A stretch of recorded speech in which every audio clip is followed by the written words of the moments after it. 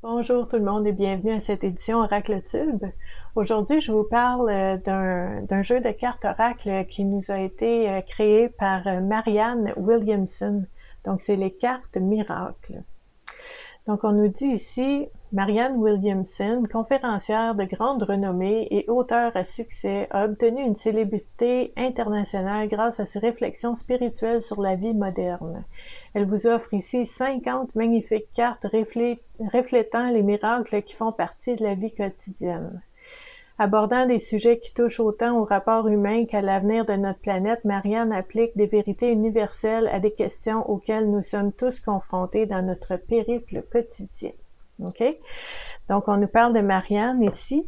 Moi, j'ai connu Marianne Williamson parce que elle parle beaucoup du cours en miracle. Donc, c'est une grosse brique, un gros livre qui vraiment peut apporter beaucoup de réflexion, de prise de conscience pour nous aider au quotidien. Moi, j'ai connu Marianne Williamson à travers cet ouvrage-là.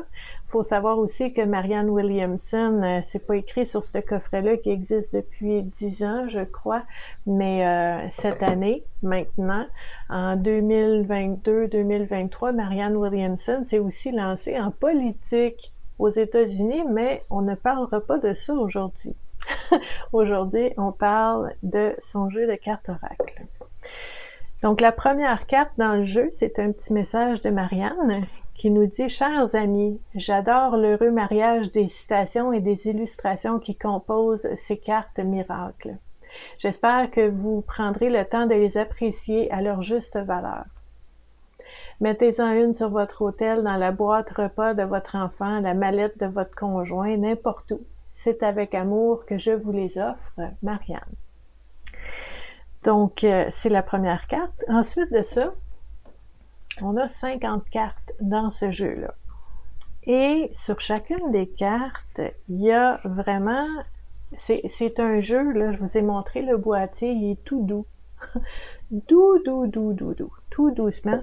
Et les cartes sont vraiment très douces aussi. Ça flash pas, il n'y a aucune couleur vraiment qui ressort. Moi, ça me fait penser au modèle Sépia. Il y en a là-dedans, là. C'est tout est doux là-dedans. Puis on a une image, on a une thématique à explorer. On a aussi en arrière, il y a une petite piste de réflexion pour nous aider. Les pas dans le sable, hein? C'est assez beau.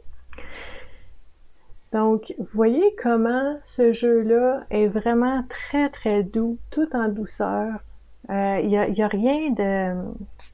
Il n'y a rien pour vraiment choquer ou pour vraiment surstimuler, je dirais. C'est vraiment tout en douceur. C'est ce que j'aime beaucoup de ce jeu-là.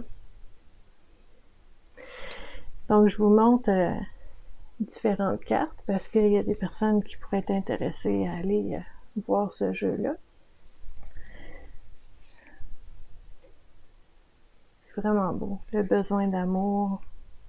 Vous voyez en même temps les différentes thématiques qui sont abordées.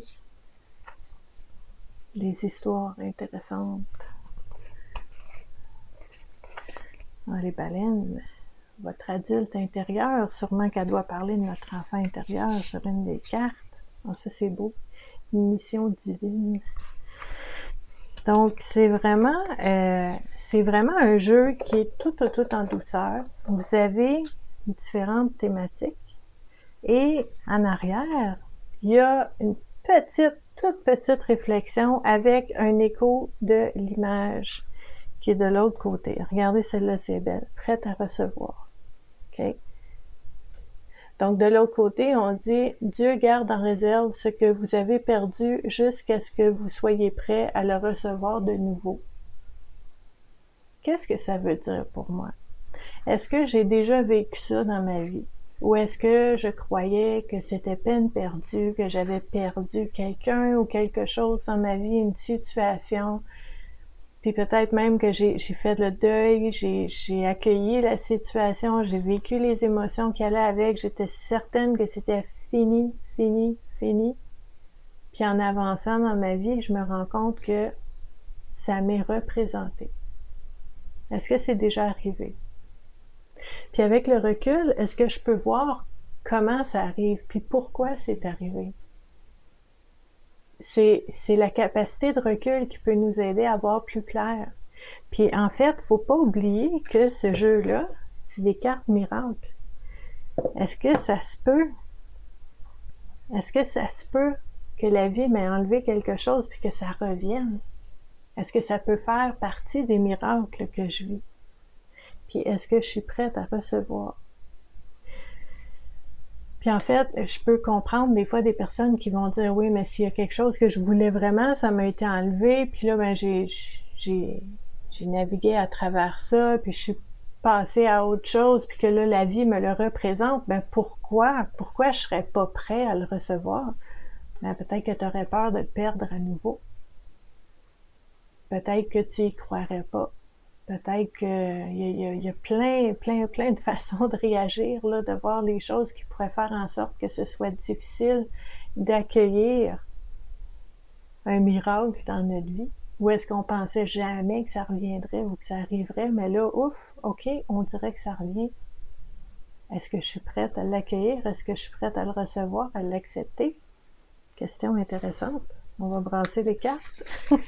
On va voir si on peut explorer un petit peu comment on peut utiliser ce jeu-là dans notre cheminement personnel pour nous aider à explorer différentes facettes ou différentes thématiques qui peuvent nous aider à voir les choses autrement et peut-être à changer certaines perceptions, certaines interprétations des événements ou des états qu'on vit pour, justement, si on reste en lien avec la thématique du jeu, pour justement accepter les miracles dans notre vie.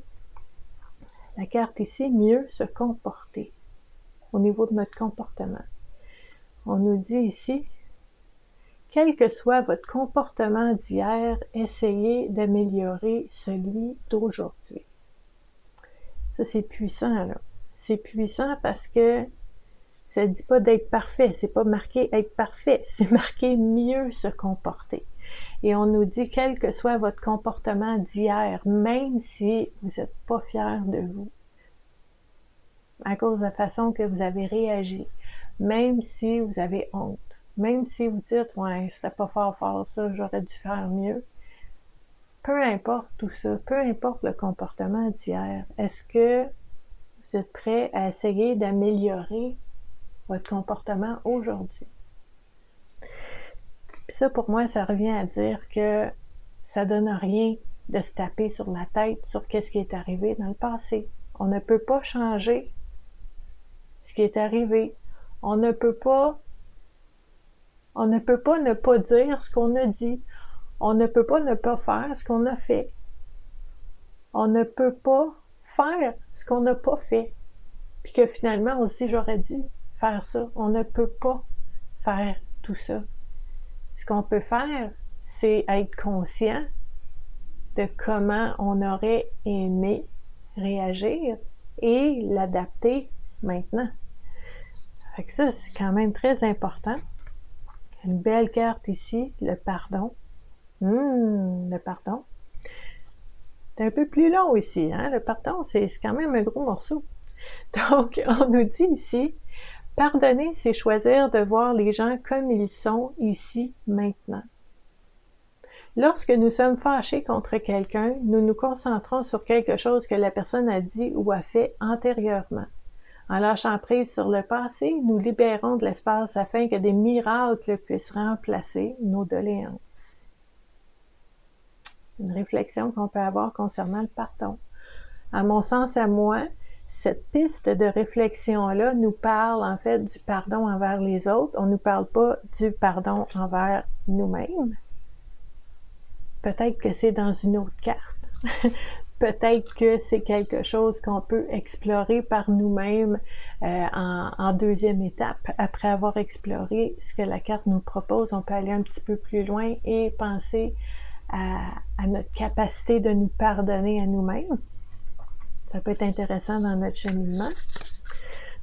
voir s'il y a d'autres choses qui sortent ici, comment on peut l'utiliser pour notre cheminement personnel, pour améliorer un petit peu notre façon de voir les choses. Tu sais, je sais pas si vous connaissez la citation, mais il y a une citation qui dit que, en fait, il y a des personnes pour qui la vie, c'est rien de spécial, puis c'est toujours la même chose qui se répète jour après jour, et pour d'autres personnes, ben, tout est un miracle.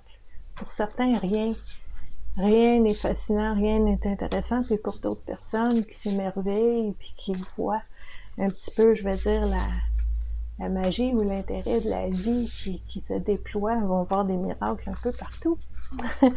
Donc, ça vient de notre perception, en fait. Donc, qu'est-ce qu'on a ici comme réflexion qu'on peut regarder? Ah, c'est très beau. OK. Des faiseurs de miracles. Il est donc bien beau, lui. Des faiseurs de miracles. Ici, on nous dit, en devenant des canaux plus purs pour accueillir la lumière divine, nous développons le goût de la douceur qui est possible en ce monde. Celui qui fait des miracles ne cherche pas à se battre contre le monde qui existe, mais vise plutôt à créer le monde qui pourrait être. Oh! Donc, on nous renvoie à la notion de création, de créateur, de créer, d'avoir une image, une visualisation, une vision de ce qu'on aimerait voir possible et de faire des pas dans le sens de le créer dans le monde matériel, dans le monde physique, de prendre une image de ce qu'on aimerait puis d'essayer de le mettre en place activement dans notre vie maintenant pour le rendre réel. Ben, c'est un peu un miracle, ça. Parce que peut-être que ça n'existe pas dans votre vie encore. Puis le fait de le créer, puis de l'infuser dans votre vie, de l'incarner, c'était pas là avant, puis là, c'est là maintenant. C'est ça un miracle? Donc, les faiseurs de miracles. C'est quoi le miracle qu'on aimerait faire dans notre vie? Ici, on a libérer la colère. Libérer la colère qui nous dit, avant d'exprimer notre colère contre les autres, il vaut mieux d'exprimer celle-ci ainsi que notre douleur à Dieu. Il peut s'en charger. La colère que nous projetons sur les autres nous enlève du pouvoir, tandis que celle que nous abandonnons à Dieu nous transforme. OK. Là, on lit ça. C'est écrit ça, c'est une piste de réflexion qui nous vient de l'auteur. Peut-être que vous êtes bien d'accord avec ça, puis vous dites, oui, c'est intéressant, je l'avais oublié, ou oui, c'est ça que je fais, puis c'est bien, ça me fait du bien. Peut-être que vous lisez ça et vous dites, moi, ça fonctionne pas. Peut-être que pour différentes raisons, vous croyez pas en Dieu, vous croyez pas en une puissance supérieure, ben c'est pas grave. Parce que la carte nous propose une piste de réflexion. Et la piste de réflexion va vous amener à découvrir votre propre façon de voir les choses, qui est peut-être très différente de celle de l'auteur. Ce qui est important, c'est pas d'être d'accord ou pas d'accord. C'est pas de savoir qui a raison, qui a tort. L'important, c'est que par le biais de ces thématiques-là, ces pistes de réflexion-là, on puisse connecter avec ce qui fait du sens pour nous. Donc, si pour vous, ça fait du sens, ça, merveilleux. Si pour vous, ça fait aucun sens, ben idéalement, ça vous aiderait de lire ça à découvrir ce qui fait du sens pour vous dans votre façon de gérer la colère dans votre vie. Donc, c'est là que ça devient précieux. Puis, dans cette carte-là, on nous parlait de pouvoir personnel. Il y a une carte de pouvoir personnel. Donc ici, on nous dit, vous avez du pouvoir dès l'instant où vous le décidez. Le choix de servir d'instrument d'amour ici et maintenant revient à choisir sa propre puissance. OK? Puis ça, ce que ça me dit, en fait, c'est que le pouvoir personnel, on nous dit qu'il est là quand on le choisit. Ben, c'est dans les choix. Si on regarde devant nous, puis on voit aucun choix, on voit aucune option, bien là, on subit, on est prisonnier, on n'est pas bien. Okay? On n'est pas dans notre pouvoir, on subit les choses. Si vous regardez autour de vous et que vous voyez juste une autre option, vous avez 2 options devant vous, vous avez 4 choix devant vous, peu importe, votre pouvoir, il est là. Le pouvoir de choisir. Mais avant le pouvoir de choisir, c'est le pouvoir de voir clair, puis de voir, d'observer, de reconnaître les choix qui sont autour de vous. Première étape. Puis deuxième étape, c'est de choisir. Parce que quand on choisit, on prend une décision. Puis quand on prend une décision, on a le pouvoir de décider et de choisir. Donc, dans tous les cas, c'est de voir les options qui vont nous aider à reprendre notre pouvoir personnel. Ça, c'est une réflexion qu'on peut faire juste en lisant ce qu'il nous propose sur la carte à ce thème-là. Donc, vous voyez comment, en fait, on peut utiliser un jeu comme ça pour notre développement personnel, parce que c'est pas que ces cartes-là nous donnent des réponses.